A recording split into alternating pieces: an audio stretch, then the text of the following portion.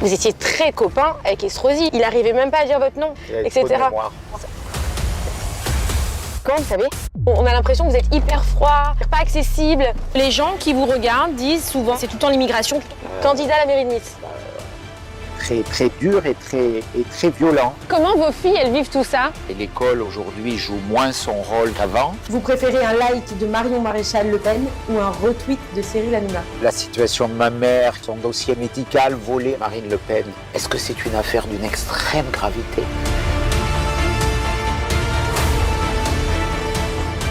Une enquête en cours contre vous pour une place de parking. Je trouve que c'est une très grave dérive démocratique.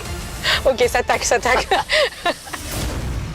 Bonjour à tous. Aujourd'hui, je vous emmène à la rencontre d'Éric Ciotti, député de la première circonscription des Alpes-Maritimes. Éric Ciotti est l'une des figures les plus clivantes de la politique française, mais au-delà des discours, qui est vraiment l'homme derrière le politique? Quel est son quotidien? Quelles sont ses ambitions? Quel est son lien avec la ville de Nice?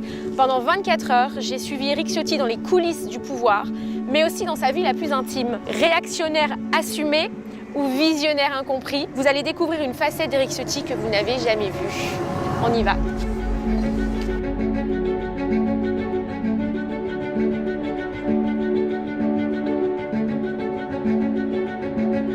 Les amis, j'arrive au QG à la permanence d'Éric Ciotti. Comme vous pouvez le voir, je pense qu'on ne peut pas le rater. Voilà.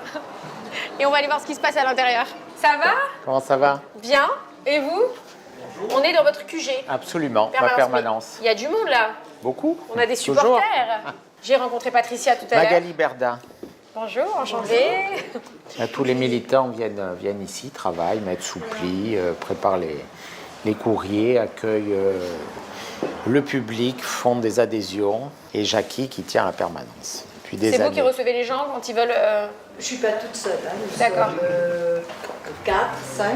Vous avez combien de personnes avec vous là à temps plein? Enfin, à temps plein, c'est des bénévoles, hein, on est d'accord? Ah oui, là, ce sont tous des bénévoles. Hein. Combien de bénévoles vous avez qui vous aident comme ça? Oh, il y en a plusieurs centaines. Waouh! Entre ceux qui viennent à la permanence, ceux qui militent, ceux qui tractent. Bonjour à tous, bonjour. Je l'ai déjà vu. Voilà. On est dans la classe là. Voilà. Et là, il y a les jeunes qui ce soir ils organisent une soirée, c'est ça? Lancent une nouvelle structure, les jeunes avec Ciotti. Comment ça t'a pris pourquoi Éric Ciotti? Je venais d'Ardèche, de Drôme-Ardèche. Je suis arrivé à Nice et Éric Ciotti était le principal et le seul vrai représentant de la droite ici à Nice. Et donc ça a été naturellement l'arrivée. Donc après j'ai continué dès l'UDR, j'ai continué et j'ai toujours été derrière lui depuis que je suis là. Qu'est-ce qu'il a de plus que les autres, Éric Ciotti? Les convictions. C'est pas mal, convictions pour Nice, pour la France. Donc voilà. Et tous les jours, je pense qu'il se bat, donc on le suit et on ira au plus haut avec lui. C'est pas dur aujourd'hui pour la jeunesse française d'être militant? À droite, plus qu'à gauche en tout cas. Pourquoi? Ouais. On est perçu différemment dans le champ politique, ce que la gauche on ne le reproche pas, nous on nous le reproche. Des idées qui sont pas forcément celles qu'on aurait dans un cadre, dans une grille bien précise. Nous on a nos idées et on les défend, mais malheureusement il y en a certains qui nous empêchent de les propager. Donc voilà, c'est pas les mêmes. Tu me disais tout à l'heure que vous étiez même victime des fois d'agressions parce que vous êtes de droite dans les écoles, etc. Bien sûr, à la faculté, notamment à l'université. Nous, à l'université, que ce soit à l'université Côte d'Azur ou de partout, on l'a vu dernièrement avec le professeur qui a eu une altercation, mais que ça soit à Rennes, que ça soit à Paris, il y a énormément de rixes. Je sais qu'à Grenoble, on a eu un étudiant qui a fini quand même à l'hôpital, un militant de l'Uni. Ça vous fait quoi d'entendre ça quand des jeunes sont prêts à défier tous les dangers quelque part pour vous? C'est une espérance parce que la jeunesse est une espérance. Alors ceux qui sont légèrement moins jeunes portent aussi une espérance et une expérience. Mais c'est vrai que on travaille quelque part pour la jeunesse, on travaille pour l'avenir du pays et ils arrivent sur le marché du travail avec beaucoup d'inquiétudes, dans un pays qui ne va pas bien, dans un pays qui est victime du wokisme, dans des écoles, on voit la dérive de Sciences Po. Je suis diplômé de Sciences Po, c'est terrifiant de voir mon ancienne école sombrer dans le wokisme, dans l'islamisme, avec une intolérance totale. Et être jeune, c'est d'abord porter une espérance. Être militant, c'est aussi partager des convictions. Et c'est beau que des jeunes se battent pour des idées. Hein. Et c'est vrai, comme le dit Flavio, c'est difficile d'être un militant jeune de droite.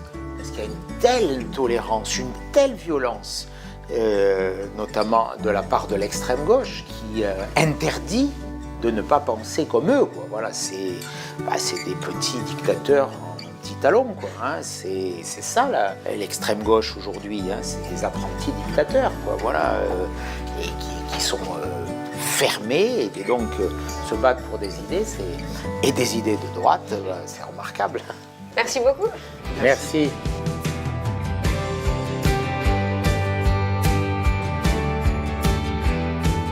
Ce que j'ai appris à travers mes vidéos, c'est que les députés sont vraiment à l'Assemblée nationale le mardi et le mercredi, et le reste du temps, ils sont vachement sur le terrain. Chacun va dans sa circonscription, rencontrer les gens, leur parler, s'occuper de situations parfois compliquées. Et là, on va rejoindre Éric Ciotti au CHU de Nice, dans le service psychiatrique. On va aller rencontrer le professeur qui s'occupe de ce service. Les maladies invisibles sont parfois très compliquées à combattre. Je suis très honorée d'avoir eu les autorisations pour suivre le député dans ce moment-là, parce que les maladies invisibles sont très importantes pour moi, comme vous le savez, par rapport à mon cyberharcèlement et à ce que j'ai vécu pendant 2 ans. Les gens ne se rendent pas compte de la souffrance qu'il y a à l'intérieur de nous.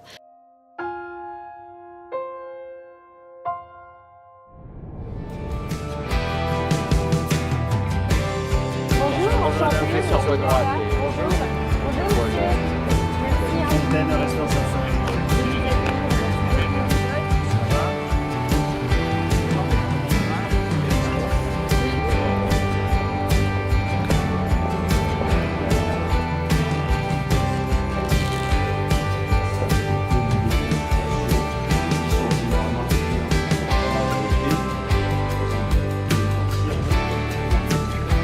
Généralement, à partir de 18 ans, cette période de transition qui est une période charnière, Qui est de plus en plus compliqué. Là.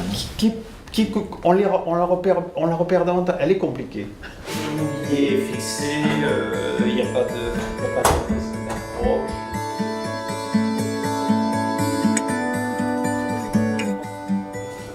On est une spécialité quand même qui est un petit peu mise à l'écart, généralement. Parce qu'elle est invisible, cette souffrance. Tout à fait. Et même, vous voyez, dans les locaux de musculation, on est tout au fond. Ouais. Enfin, il y a c'est vrai. beaucoup de choses qui font qu'on est un petit peu oublié. Donc on n'a pas beaucoup de visite.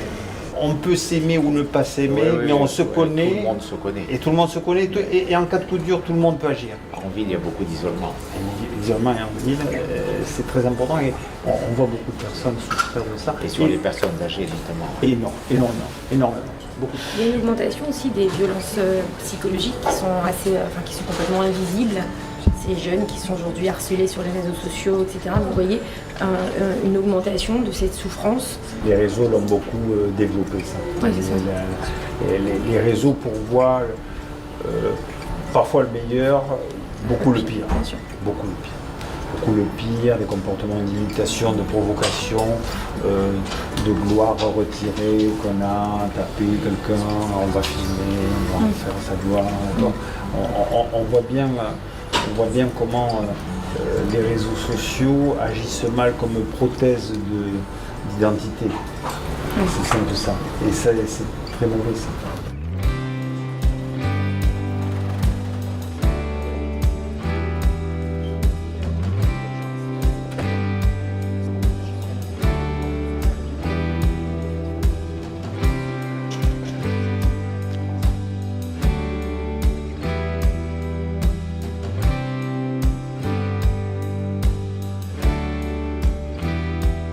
J'ai une vie qui est escalée. Après, là, je tourne avec des ministres aussi en ce moment.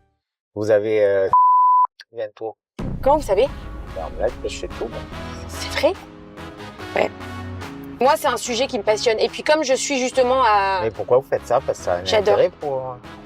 Pour moi, ça me rapporte rien à part une culture, une certaine culture. Moi, j'étais en rupture politique. Hein. On n'est pas des sujets très intéressants, quoi, non? Ah, mais moi, vous me passionnez.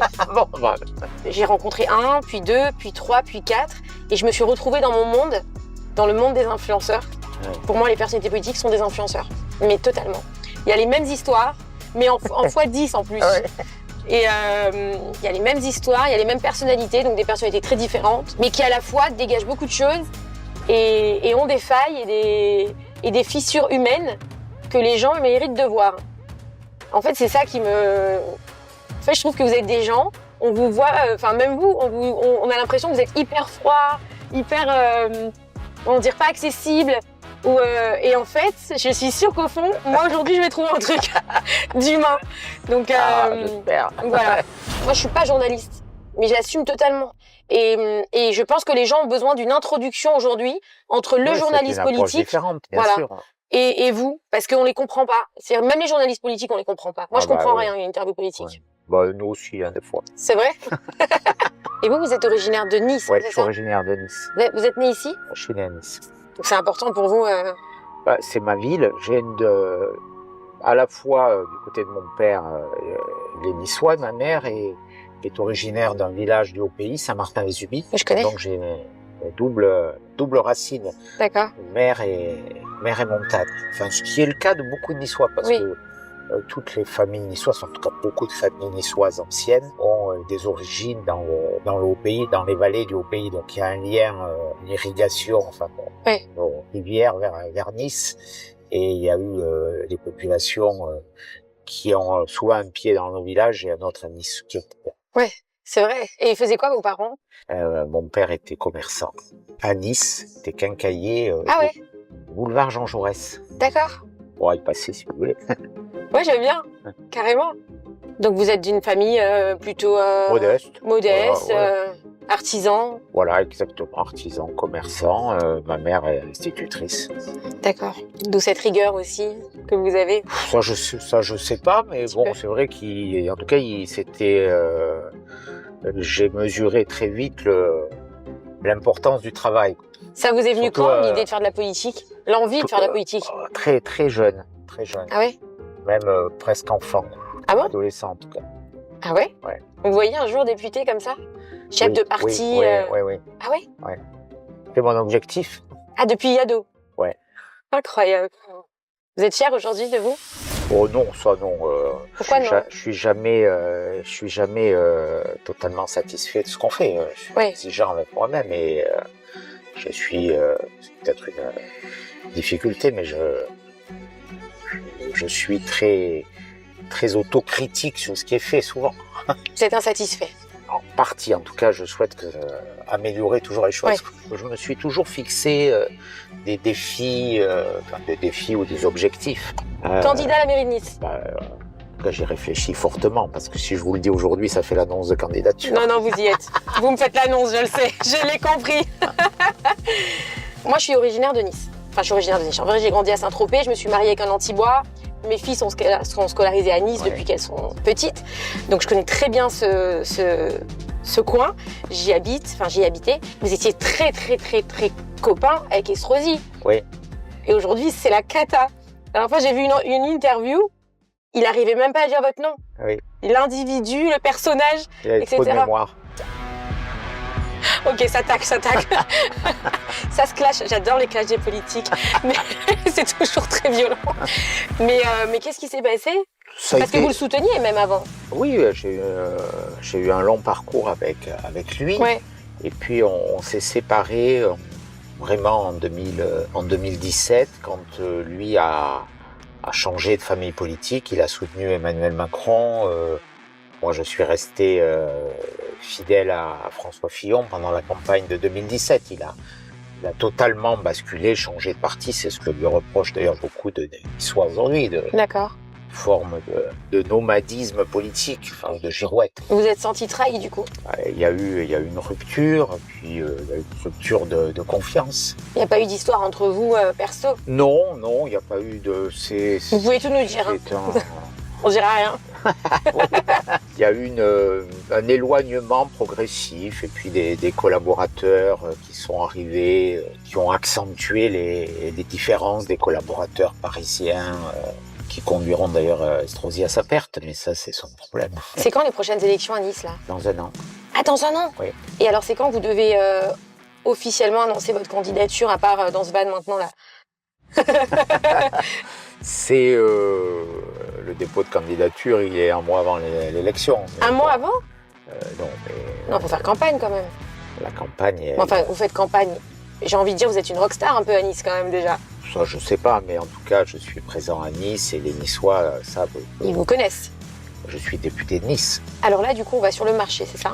On va sur le marché de la Libération, D'accord. quartier de la Libération. On y va? On y va. Je vous suis. Je vais être votre pot de colle aujourd'hui.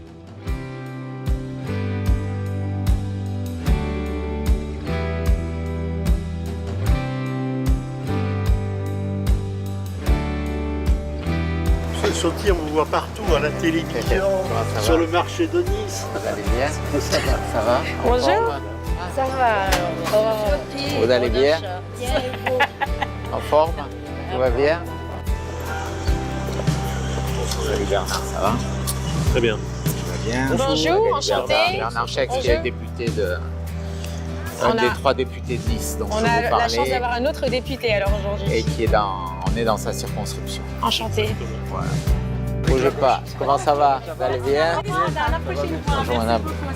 Bonjour. Comment ça va? Vous allez bien? Heureux de vous voir. Merci. Bonjour monsieur. Vous allez bien? monsieur Ça va et vous? Vous allez bien? En forme? Ça va. Le plaisir de vous voir. Merci. Merci. Vous trouvez qu'il y a assez de jeunes aujourd'hui autour de Monsieur Ciotti? Il y en a de plus en plus. De en plus tout en cas. plus, d'accord. De plus en plus qui se mobilisent. Mais beaucoup de gens rejoignent de plus en plus. D'accord.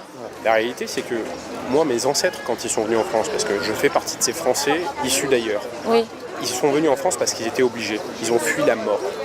Maintenant, c'est plus la même immigration. Comment ça va? Bien et vous? de vous voir.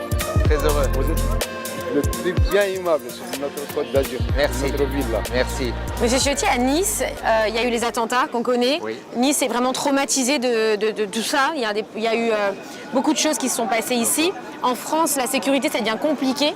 Qu'est-ce que vous pensez aujourd'hui qu'est-ce qu'on peut faire de mieux pour arranger tout ça? Ce qui manque, c'est plus d'autorité, plus de sanctions, plus de dissuasion par des peines qui soient appliquées, plus de places de prison, une éducation aussi qui transmette les vraies valeurs. À l'école, du coup, aussi? À l'école. Le problème, c'est qu'aujourd'hui, beaucoup de jeunes n'ont plus de repères, n'ont plus de cadre.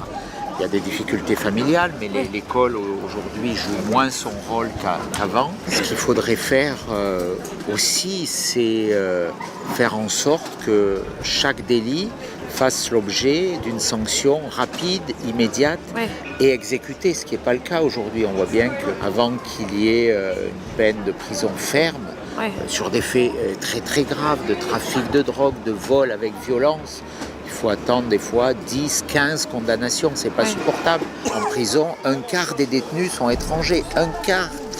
On voit bien les liens entre immigration et délinquance. Donc quand on accueille chaque année 500 000 personnes à minima, ce qui est l'équivalent, ce qui est plus que la ville de Nice, qui est l'équivalent de la ville de Toulouse, chaque année depuis 4-5 ans, en tout cas depuis l'élection de M. Hollande, à ce rythme, eh bien forcément ça nourrit aussi et ça participe au réseau de délinquance. Les gens qui vous regardent disent souvent, ok, c'est tout le temps l'immigration, est-ce qu'il n'y a pas une forme de racisme derrière tout ça, etc. Qu'est-ce que vous leur dites à ces gens-là qui pensent que vous êtes... Moi je vois beaucoup ici comme ailleurs de personnes issues de l'immigration qui attendent de l'ordre, qui se sont bien intégrés, qui travaillent et qui refusent qu'on laisse rentrer n'importe qui, qu'on laisse nos frontières béantes, ce qui nuit à leur intégration dans la société française.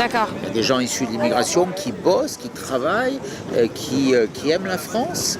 Et puis il y a des gens qui arrivent, qui ne respectent rien, qui veulent imposer leurs règles, leur culture, leur mode de vie. C'est ça qui choque, qui ne travaillent pas.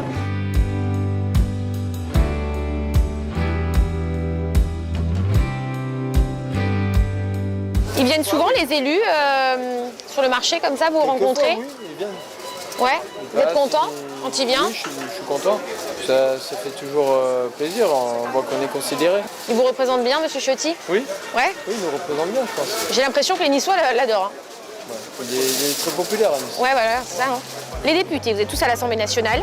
Oui. Bon, vous êtes dans votre parti, vous êtes du même parti que M. Ciotti. Hein. Tout à fait. Et du coup, vous vous soutenez entre vous comme ça quand vous faites des balades sur le terrain, etc. Vous êtes tout le temps ensemble? Alors là, c'est une évidence parce qu'on est à Nice. Ouais.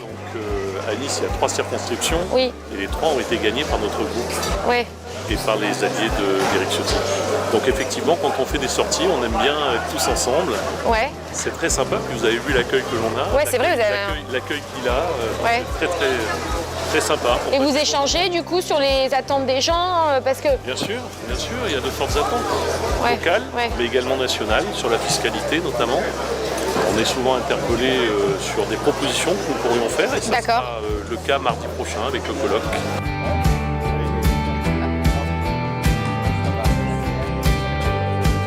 Il y a un problème de pouvoir d'achat aussi, j'ai l'impression. Ah oui, enfin, j'ai l'impression, on le sait tous, mais... Il y a un gros problème de pouvoir d'achat. Ça fait longtemps que les Français sont victimes d'un pays qui ne fait qu'augmenter les impôts, les prélèvements, et qui ne sait pas réduire ses dépenses. Donc c'est les Français qui au final paient des factures d'électricité beaucoup trop élevées du fait des erreurs sur le nucléaire, qui paient des taxes de plus en plus élevées, notamment à Nice, parce que les impôts ont doublé en 5 ans à Nice, les impôts locaux ont doublé en 5 ans, ce qui est considérable. Bah oui. Et puis il y a aussi d'inquiétudes liées au contexte international, il y a beaucoup d'entreprises qui sont défaillantes, on a une crise de l'immobilier, du logement, donc tout ça. Et là on a vu beaucoup de retraités. Beaucoup de retraités sont en situation difficile. C'est ça, c'est qu'eux, ils peuvent même pas aller travailler pour essayer de gagner plus, faire des heures sup, enfin ils ont que ce qu'ils ont. Qu'est-ce que vous leur dites à ces gens-là si un jour vous prenez par hasard la mairie de Nice, qu'est-ce que vous pouvez faire pour aider ces retraités? Alors, on s'est battu pour les retraités. Le fait qu'on ait censuré le budget à l'automne dernier a permis de continuer à indexer les retraites. D'accord. Le gouvernement voulait désindexer les retraites, souvent des petites retraites, notamment des pensions de reversion. De veuves, il y a beaucoup de femmes seules ici qui sont veuves, qui ont 500-600 euros, peut-être une fois, si elles sont propriétaires, elles s'en sortent de façon limite. Si elles ne sont pas propriétaires, c'est la catastrophe, elles n'arrivent pas. On ne peut pas vivre avec des pensions 500-600 euros. Donc l'année, quand j'avais négocié avec le précédent gouvernement la réforme des retraites, que je soutenais parce que je pense que globalement il faut travailler un peu plus sur la durée de la vie si on veut maintenir le niveau de retraite. Mais on avait obtenu, et j'avais obtenu personnellement, qu'on augmente les toutes petites retraites. Alors c'est quelques dizaines d'euros, mais ça se ressent sur... Il faut augmenter les petites retraites. Un garage. Loubès Fezaki. Toujours. Ça va? C'est la forme. Ouais. Bon, la retraite, jamais, hein? J'y suis, moi. J'ai 87 ans, moi. Ça n'existe pas. Quelle retraite. Et vous venez tous les matins, hein? Eh ouais, et à 5 heures. À 5 heures, extraordinaire. Mais je ne me plains pas, je suis content, moi, de mon sort. Vieille ancienne enseigne niçoise. Et de la montagne. Magnifique. Oui, comme je vous le disais. C'est très important, les vallées, c'est très... ça tient vraiment à cœur, j'ai l'impression, aux Niçois, aux gens d'ici. Mon père, il est né à Thierry. Oui. Pour venir travailler, il est descendu à pied. Wow. Maintenant, même plus en car, il descend.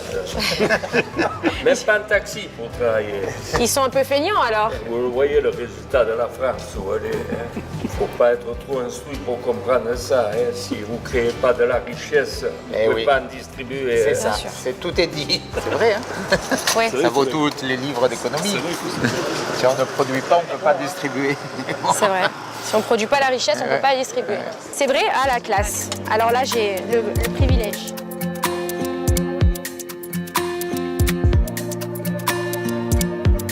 C'est important pour vous, en tant que politique, d'être sur les réseaux aujourd'hui? Oui, c'est indispensable. Hein. La presse a beaucoup moins d'influence qu'avant. Donc il y a ce lien direct. Quelque part, c'est mieux parce que ce lien direct, il est... Avec Monsieur Tout-le-Monde aussi. Il est sans filtre. Voilà, c'est ça.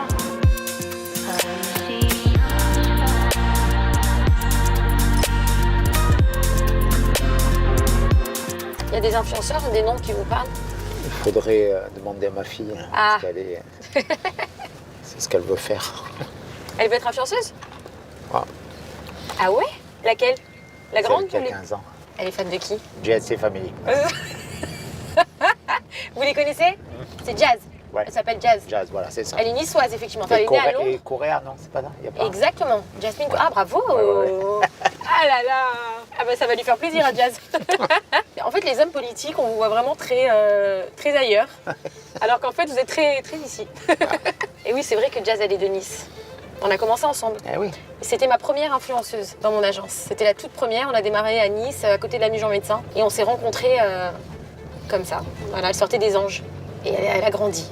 Elle est devenue grande maintenant. Qu'est-ce que vous avez comme vision? Vous pensez quoi des influenceurs aujourd'hui? C'est un monde que je connais pas. Mais bon, c'est un métier... donc j'en comprends pas forcément tous les codes. Mais j'en ai la vision par ma fille qui est fascinée par tout ça. Et c'est forcément dans l'air du temps. Il faut s'y adapter, quoi. Les influenceurs qui gagnent et qui ont gagné énormément d'argent, beaucoup sont partis à Dubaï et d'autres, là il y en a beaucoup qui vont à Bali aussi pour des raisons certainement fiscales, pour aussi des raisons de sécurité. Il y a quand même un vrai problème d'insécurité en France aussi. On a tendance à dire c'est que les impôts, mais je pense vraiment pas que pour l'avoir vécu. Il y a trop d'insécurité, trop d'impôts.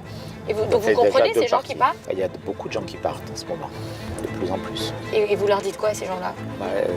Je leur dis de rester, mais il faut que le pays change. Et je pense sur les influenceurs ou sur le reste, vouloir tout le temps tout réglementer. Moi, je suis pour qu'on puisse contrôler a posteriori. S'il y a des gens qui dérapent, qui déconnent, il faut qu'ils soient sanctionnés. Mais s'ils franchissent une ligne rouge, s'ils racontent des propos erronés, je parle des influenceurs, mais après, par principe, je suis pour la liberté. Là, ce qui se passe sur la condamnation de Marine Le Pen, par exemple, sa peine d'inéligibilité, vous vous êtes exprimé déjà dessus. Moi, je trouve que c'est une très grave dérive démocratique. Au-delà de la condamnation, avant justement qu'il y ait une condamnation ou pas définitive, ce qu'on ne sait pas, puisque chaque citoyen a la capacité d'avoir un procès équitable. Et dans un procès équitable, il y a au moins une juridiction d'appel. Là, le fait que Marine Le Pen, alors qu'elle va faire appel de cette décision qui est très lourde, quasiment aucun trafiquant de drogue ne prend aujourd'hui 4 ans de prison. Ouais. Des personnes qui agressent des vieilles dames, qui leur dérobent leur collier, comme malheureusement on en a eu beaucoup à Nice, c'est assez rare qu'ils prennent 4 ans ferme. Pour une histoire d'assistant parlementaire, pour savoir s'il travaillait pour le parti ou pour le Parlement, alors que c'est la même personne, et que donc la frontière elle est assez fragile, 4 ans ferme. Il y a une circonstance aggravante parce que c'est Marine Le Pen. Ce que je constate, c'est que dans la motivation du jugement, il y a des considérants politiques. Quand on colle à Marine Le Pen l'exécution provisoire, ça veut dire quoi l'exécution provisoire? Ça veut dire qu'avant d'aller au bout de toutes les procédures d'appel, elle ne peut plus se présenter à l'élection présidentielle. C'est-à-dire que si demain elle gagne, elle est innocentée après la présidentielle. Oui. Et elle n'aura pas pu se présenter avant. C'est un scandale démocratique. Et j'ai posé une question qui a été d'ailleurs très largement diffusée dans les réseaux. Est-ce que nous sommes toujours en démocratie? Les femmes politiques qui disent oui mais elle a une condamnation, elle doit l'exécuter comme tout le monde, puisque c'était la première à dire qu'il fallait justement exécuter si elle est condamnée, on le saura qu'à la fin de la procédure. Donc aujourd'hui, il y a un principe fondamental du droit, c'est la présomption d'innocence. Pour moi, Marine Le Pen, elle est innocente et on ne peut pas, tant que sa culpabilité ne serait pas définitive, l'empêcher de se présenter. C'est une abomination démocratique, c'est un scandale démocratique. Ça nous interroge sur la vitalité de notre démocratie. 2017 Fillon, la fermeture d'une chaîne populaire comme C8 parce qu'elle ne plaît pas. Maintenant Marine Le Pen qui est quand même plébiscitée dans tous les sondages et donnée gagnante à la présidentielle qui ne pourrait pas se présenter. Est-ce que c'est une affaire d'une extrême gravité? J'ai vu justement qu'il y avait une enquête en cours contre vous pour... Alors moi je suis spécialiste des enquêtes en cours, vous inquiétez pas, mais il y a une enquête en cours pour une place de parking. Oui, ça. Mais comment c'est possible aujourd'hui qu'en France, c'est-à-dire que moi je suis pas là pour faire pour dire voilà je suis de telle partie, pas du tout parce que c'est pas du tout le sujet. Mais j'aimerais comprendre comment aujourd'hui en France on peut ouvrir une enquête contre une personne pour une place de parking. Il n'y a pas d'autre priorité en France? Il faut poser la question à ceux qui l'ont fait. Bon, ça fait partie des attaques liées au contexte local de mes adversaires, mais bon, voilà, j'ai pas de commentaire particulier à faire là-dessus, mais vous posez une question vaut réponse. Tout à l'heure, vous m'avez demandé pourquoi je m'étais lancée dans ces interviews politiques. Alors, je voudrais savoir maintenant pourquoi vous avez accepté cette interview. Parce que vous avez été très insistante. Je vous ai harcelé, c'est vrai. Je vous ai envoyé, je crois, 50 messages WhatsApp, c'est vrai. Ah, j'ai trouvé... Ah bah non, mais c'est vous qui m'avez... Quand je vous ai rencontré à l'Assemblée nationale... Non, je peux raconter l'anecdote ou pas? Je viens du Sud, donc je connais forcément Monsieur Ciotti. Je l'ai vu dans les couloirs de l'Assemblée nationale. Il sortait des toilettes, je ne l'ai pas lâché. C'est vrai. C'est vrai. Je ne vous ai pas lâché. C'était drôle. Alors, Éric Ciotti, là, on est... Comment ça s'appelle ici? Robe à capeu. Ça veut dire quoi? Ça veut dire le chapeau qui est volé. Comme mes cheveux. Comme aujourd'hui avec le vent, les miens ils volent beaucoup moins. Ça va, vous êtes tranquille. Voilà, c'est le lieu où il y a le plus de vent, mais c'est le lieu aussi un peu emblématique de la ville entre l'entrée de la promenade des Anglais et le port. Et alors là, vous êtes, on est chez vous, c'est vraiment, voilà, vous êtes un Niçois à l'état pur. Vous avez trois filles comme moi. Vous avez divorcé comme moi. Oui. On a un peu la même histoire tous les deux. Comment vous vous définissez en tant que père?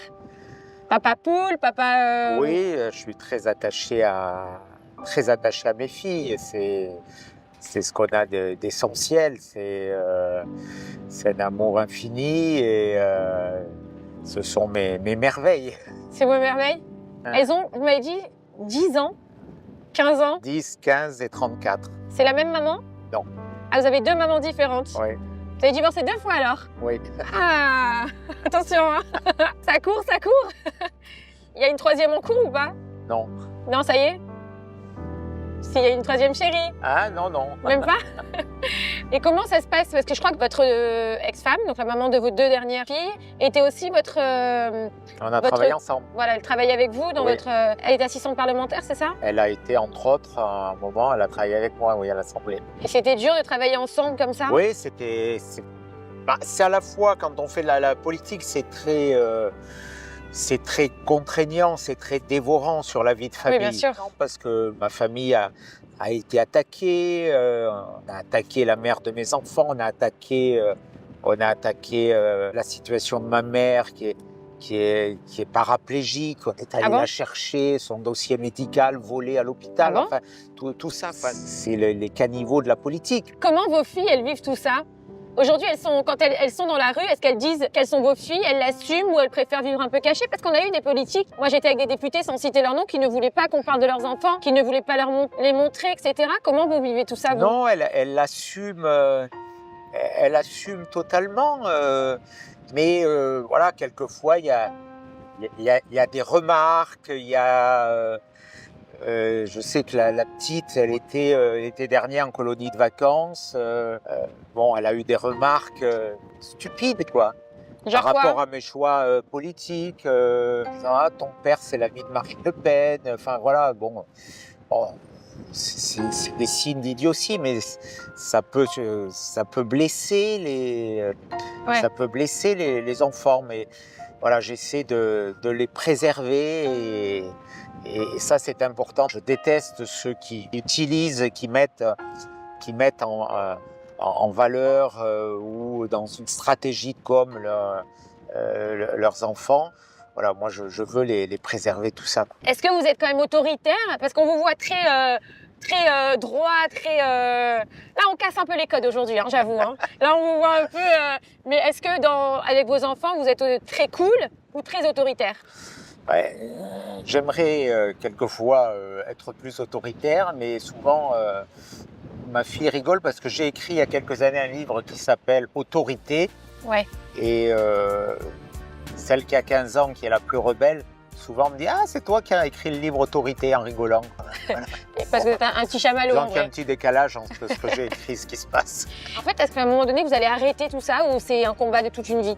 Moi, j'ai envie d'aller au bout de ces idées, j'ai envie d'aller au bout de ce combat pour une ville, parce que les Niçois l'attendent, les électeurs l'attendent et je ne trahirai pas leur confiance.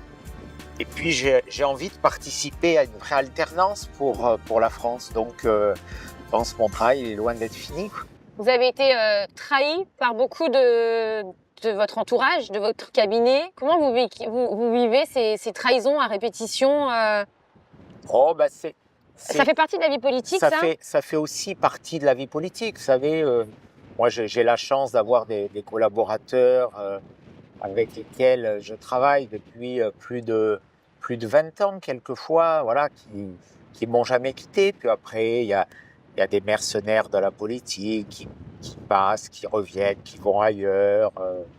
Bon, c'est à la fois la nature humaine, mais la politique, c'est la vie avec une loupe grossissante. Donc elle grossit ce qui est positif, mais elle grossit aussi ce qu'il y a de très négatif. Si demain, l'un de vos enfants, l'une de vos filles vous disait « Papa, je veux aller dans la politique moi aussi, je veux me lancer », vous lui déconseillerez ou vous lui direz « Ok, vas-y ma fille ». Je lui déconseillerais plutôt. C'est vrai ? Ouais. Pourquoi ? Parce que je pense que je ne souhaiterais pas qu'elle vive les contraintes de cette vie politique qui est de plus en plus dure, qui est aussi soumise aujourd'hui au regard et à la caricature des réseaux sociaux, ouais. Qui est soumise à une forme de voyeurisme. Il y a aujourd'hui 66 millions de caméras permanentes avec les portables. Ouais. C'est pas et qui en quelques secondes peuvent se transformer en une immense caisse de diffusion sur les réseaux sociaux. Donc chacun peut porter... Et ça a introduit une vie politique différente. Voilà. Ouais. Qui aurait pu imaginer que la double vie de François Mitterrand pourrait être dissimulée plus d'une journée aujourd'hui.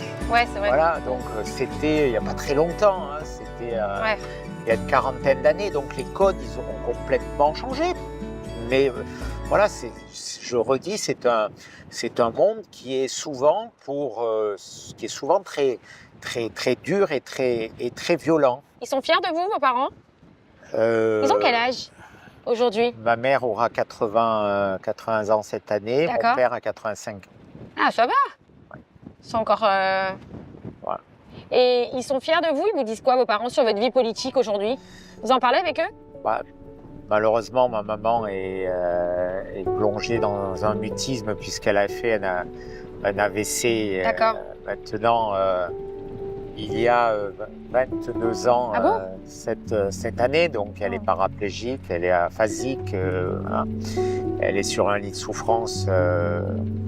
Mon père suit l'actualité, il est assez fier de... Il est à la fois fier et quelquefois inquiet quand il lit le journal chaque matin. Et il me parle de mes amis. C'est vrai? Il me dit fais attention. Ah oui? Voilà. Il vous conseille? Il est fier de votre parti? Oui, ça, on est une famille qui a toujours été en phase idéologiquement. Je suis issu d'une famille gaulliste. Si je me suis engagé en politique, c'est aussi parce que j'avais un oncle qui était élu et qu'enfant, il m'amenait dans les réunions au conseil municipal de mon village de Saint-Martin-Vésubie. C'est sans doute ça qui m'a donné l'appétence ou l'envie de m'engager.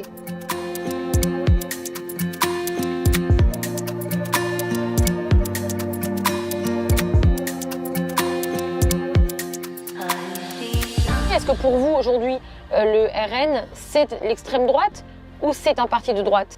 Qu'est-ce que ça veut dire, l'extrême droite? Ça, c'est le langage de la gauche. C'est le langage de la gauche pour se maintenir au pouvoir. C'est des caricatures. Je ne vois rien aujourd'hui dans l'engagement de Jordan Bardella ou de Marine Le Pen d'extrême, si ce n'est être extrêmement attaché à la France. Et s'il y avait encore Jean-Marie Le Pen à la tête du RN, vous y seriez allé aussi? Bien sûr que non, mais qui peut contester cette évolution?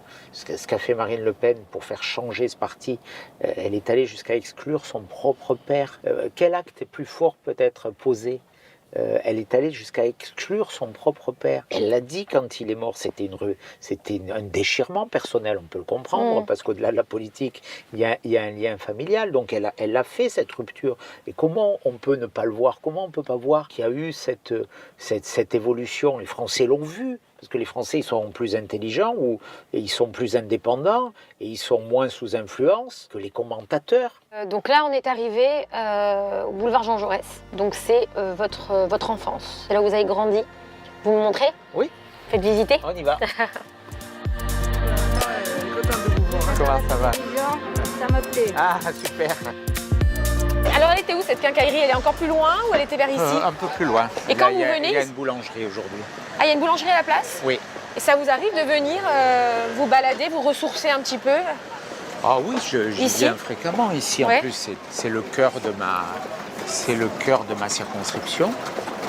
Donc, puis c'est un lieu emblématique, c'est un lieu que j'aime. On est dans le Vieux-Nice, c'est là où il y a nos racines. Alors c'est un quartier qui s'est beaucoup modifié, mais c'est un quartier qui garde sa force. Bonjour. Ça va? J'aime bien. Elle n'y est pas? Elle n'y est pas. Voilà, c'était ici. Ah, c'était là la quincaillerie? Oui, voilà. D'accord. Oui, c'est vrai. Incroyable. On rentrait par là. Et là, c'est Multari alors? Oui. Mais Multari, c'est une enseigne à Nice qui fait partie du paysage. Oui. Ah, voilà. C'est Multari? Oui, oui, oui. Très bien, ils font des fiadones. Moi, quand j'étais quand j'habitais ici, je mangeais des fiadones de Multari. C'était très bon, je me régalais. Mais c'était beaucoup plus grand, ça allait au fond. Oui, parce qu'ils ont... On peut y aller? C'est vrai? On y va? Je sais pas jusqu'où ça va, mais... Bonjour. Bonjour. Parce qu'il y a en bas aussi. Vous allez bien? Et vous, ça va? Voilà, faut pas trop faire attention. Ouais. Ça Non. va? Et vous? Très bien. Ah oui, c'était une grande quincaillerie alors. Ah oui, oui, puis il y avait une immense salle au-dessus. Ah bon? Oui. Ça vous fait quoi d'être là? Ouais, c'est de l'émotion parce C'est que vrai? J'étais gamin quand on était ici. Vous restiez tout le temps ici? Bon, pas tout le temps, mais je venais le mercredi notamment. Ouais. Après l'école? Après l'école, ouais. Quand il n'y avait pas l'école, le mercredi. Et vous n'avez pas souhaité, donc la quincaillerie s'est arrêtée à vous, entre guillemets, puisque c'est de père en fils? Oui, oui, dans votre famille? Oui. Voilà. Oui, c'est Multari, bien sûr, c'est très connu, Multari. Quel est le moment de votre vie politique que vous êtes le plus fier? Oh, il y a des moments, mais d'abord c'est l'élection. Toutes les élections ont été belles, toutes avec leur espoir, leurs difficultés, mais il y a il y a à la fois l'élection dans mon canton de Saint-Martin-Vésubie. En décembre 2008, il y avait beaucoup de neige, un canton de montagne, parce que c'était un peu mon berceau familial. Et puis les victoires dans ma circonscription, la première fois où j'ai été élu, et chaque victoire est importante et belle. Quel est aujourd'hui le caractère d'Éric Ciotti qu'on ne connaît pas? Qu'est-ce que vous ne laissez jamais transpercer? Difficile à dire.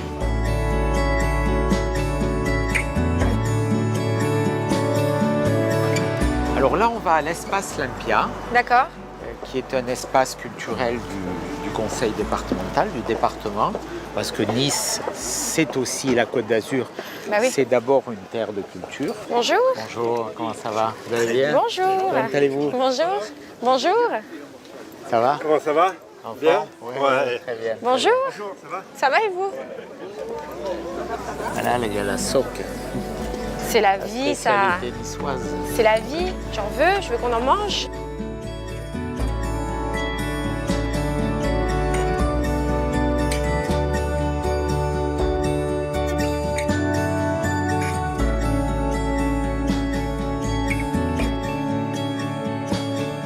Direction Paris, au siège de l'UDR, le nouveau parti lancé par Éric Ciotti en août l'année dernière. Petit détail qui n'en est pas un, ses bureaux sont situés juste à côté de celui des Républicains.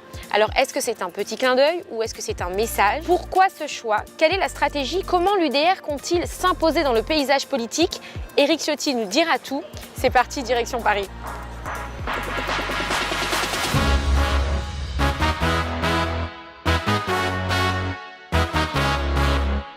Bonjour monsieur le député, Bonjour. merci de nous recevoir dans votre superbe bureau à Paris. Du coup, on est juste en face de l'Assemblée nationale. C'est un lieu stratégique, place du Palais Bourbon. Ouais, voilà, vous êtes au centre en de la face politique l'Assemblée. française. De l'autre côté, il y a mon bureau de président de groupe à l'Assemblée. D'accord. Ah, vous avez 2 bureaux? Oui, là on est au siège du parti, de l'UDR, et à l'Assemblée, il y a les bureaux du groupe qui rassemble nos députés. Et vous préférez lequel? Bon, celui-là, je viens plus fréquemment, je trouve qu'il est sympa, puis il est chargé de symboles. Valérie Pécresse a fermement condamné votre proposition d'alliance avec le Rassemblement national, déclarant que tout ne s'achète pas. Comment répondez-vous à cette critique? Valérie Pécresse, elle est quelque part un peu le fossoyeur des Républicains.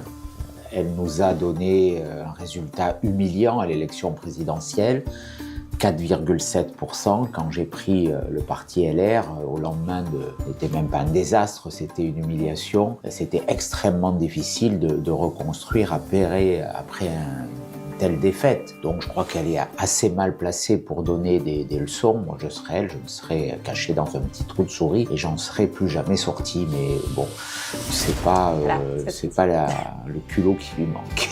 Après votre exclusion du coup des Républicains, vous avez fondé UDR. Ça veut dire quoi UDR? Ça veut dire Union des droites pour la République, littéralement, mais UDR c'est le parti du général de Gaulle, celui qu'il a fondé en 1967. Et finalement, c'est ma double filiation. J'ai estimé qu'il y avait urgence, quasiment une urgence vitale pour le pays, et que le moment était venu de s'allier avec tous ceux qui avaient finalement comme lien commun l'amour de la France. C'est pour ça que j'ai souhaité cette alliance avec Marine Le Pen, avec Jordan Bardella. Ça ne veut pas dire qu'on est pareil, ça ne veut pas dire je n'ai pas adhéré au Rassemblement national, je n'ai pas rejoint le Rassemblement national, mais j'ai estimé que ceux qui nous rapprochaient étaient plus importants que ceux qui nous distinguaient ou nous séparaient, et qu'il fallait s'unir dans un moment de danger pour le pays. C'est ce qui a conduit mon engagement. Et donc, voilà, cette UDR, c'est 2 filiations, une filiation gaulliste et une volonté de casser ce politiquement correct, de s'attaquer à ce système immobile, impuissant, ce en même temps qui avait conduit au déclin de la France et qu'il fallait pour cela s'unir.